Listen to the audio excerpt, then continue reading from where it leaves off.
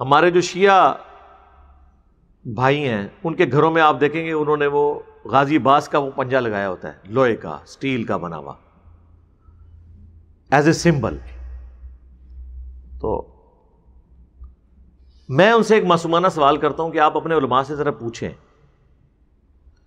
کہ وہ پنجہ جس کو اللہ نے اپنا ہاتھ قرار دیا قرآن میں، سورہ فتح میں، بیعت رضوان کے موقع پر نبی علیہ السلام جب صحابہ کی بیعت لے رہے تھے تو اللہ نے فرمایا کہ ان کے ہاتھوں کے اوپر اللہ کا ہاتھ تھا، اے نبی جب آپ ان سے بیعت لے رہے تھے صلی اللہ علیہ وآلہ وسلم۔ تو رسول اللہ کے ہاتھ کو اللہ نے اپنا ہاتھ قرار دیا، فزیکلی نہیں، ایک آنر کے طور پہ۔ پھر قرآن میں آیا غزوہ حنین کا ذکر، وما رمیت اذ رمیت ولکن اللہ رما۔ اے نبی جب آپ نے وہ کنکریاں پھینکی تھی نا کافروں کی طرف جس سے وہ اندھے ہو گئے تھے، جب حضور کے 12,000 کا لشکر آپ کو چھوڑ گیا، صرف 80 بندے ساتھ رہ گئے، جو بخاری مسلم میں آیا، قبیلہ حوازن کے تیروں کا سامنا نہیں کر سکے اس ایک متکبرانہ جملے کی وجہ سے کہ غزوہ بدر میں تو ہم تھوڑے تھے، غالب آئے تھے، آج تو ہم تعداد میں بھی زیادہ ہیں۔ تو اللہ نے فرمایا پھر زمین تمہارے لیے کیسی تنگ ہوگی، بھاگنے کی جگہ بھی تمہیں نہیں ملی۔ قرآن میں غزوہ حنین کا ذکر آیا، تو اس وقت نبی علیہ السلام فرنٹ سے لیڈ کرتے ہوئے، انا النبی لا کذب انا ابن عبد المطلب، میں نبی ہوں اس میں کوئی شک نہیں ہے، میں عبد المطلب کا بیٹا ہوں، یہ کہتے ہوئے آپ رجز پڑھتے ہوئے ایک کنکریوں کی مٹھی بھری اور کافروں کی طرف بھیجی، ایسے کر کے ہر کافر کی آنکھ میں وہ جا کے کنکر پڑا، اور روحانی طور پہ اللہ تعالیٰ نے حضور کے ہاتھوں کی برکت سے معجزہ ظاہر کیا، یہ فتح ہوئی، لیکن اللہ نے اسے اپنی طرف منسوب کیا کہ نبی جو آپ نے وہ کنکریاں پھینکی تھی نا، وہ آپ نے نہیں پھینکی تھی، وہ تو اللہ نے پھینکی تھی، جب کہ آپ نے پھینکی تھی۔ تو حضور کے ہاتھ کو اللہ نے اپنا ہاتھ قرار دیا۔ تو کیا مولا علی جب 5 سال تک، آلموسٹ 5.5 سال تک خلیفہ راشد رہے ہیں، تو رسول اللہ کے پنجے کی شبیہ بنا کے انہوں نے اپنے گھر کے اوپر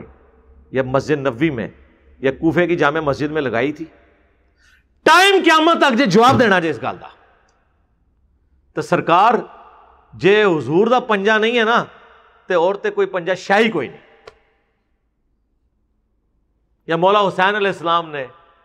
کبھی مولا علی کا پنجہ لگایا ہو کہ میرا باپ تو وہ تھا کہ جس کو غدیر خم پہ اللہ کے نبی نے ہاتھ میں ہاتھ ڈال کے صحابہ میں بلند کر کے کہا تھا، من کنت مولا فعلی مولا ہو، جس کا مولا میں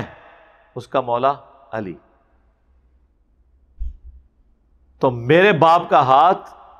رسول اللہ نے اپنے ہاتھوں میں لیا تھا، لہٰذا میں مولا علی کے پنجے کی شبیہ اپنے گھر میں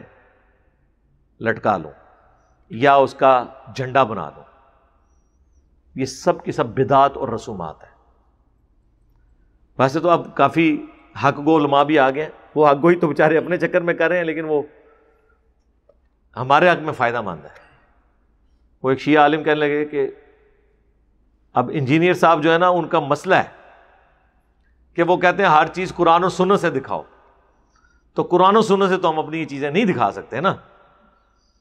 وہ اپنی شیعہ پبلک کو ٹھنڈا کر رہا تھا کہ انجینئر صاحب کو نہ مجبور کیا کریں کہ وہ ٹوٹلی ہماری باتیں مانیں، حالانکہ ہم ان کی نہیں مان رہے ہوتے، نہ انہیں کہتے ہیں وہ ہماری مانیں، ہم کہتے ہیں جو حق بات ہے وہ قبول کریں۔ تو وہ کہہ رہے تھے کہ وہ جن باتوں پہ ماتم کے اوپر، چھریوں کے اوپر، پنجوں کے اوپر، جھولوں کے اوپر جو انجینئر صاحب بولتے ہیں، تو اس میں ان کو معذور تصور کریں، اس لیے کہ وہ کہتے ہیں کہ جو چیز بھی دکھانی ہے اللہ کے نبی علیہ السلام سے دکھائی جائے، تو اللہ کے نبی سے تو ہم یہ چیزیں نہیں دکھا سکتے۔ سرکار میری یہی کامیابی ہے، بس رکو ذرا، بس ادھر ہی رک جاؤ، آگے نہ چلو۔ دین وہ ہے جو آسمانوں سے نازل ہوا ہے،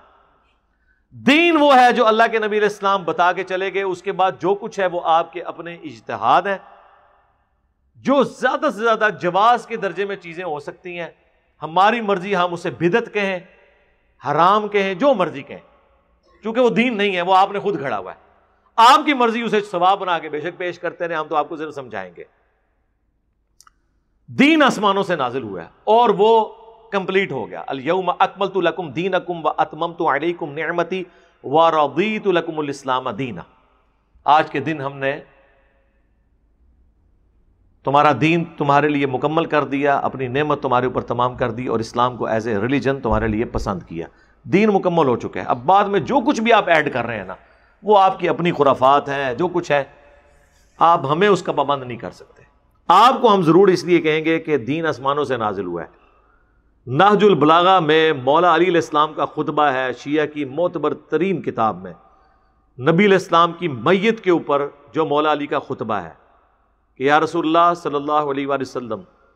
آپ کی موت اگلے انبیاء کی موت کی طرح نہیں ہے۔